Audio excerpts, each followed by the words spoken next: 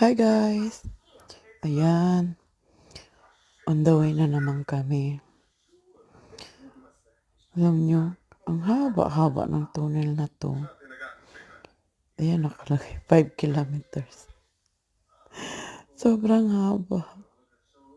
Kinakabahan na ako dyan. Kasi para akong nilibing sa ilalim. Wala kang makitang langit. Para akong nilibing. Ang tagal. Pero binidyohan ko yan yung patapos na, malapit na.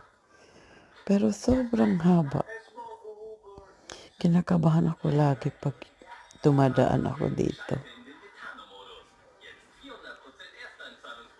Minsan nakamerahan pa ako dito. Na overspeeding pa ako. Walang hiya.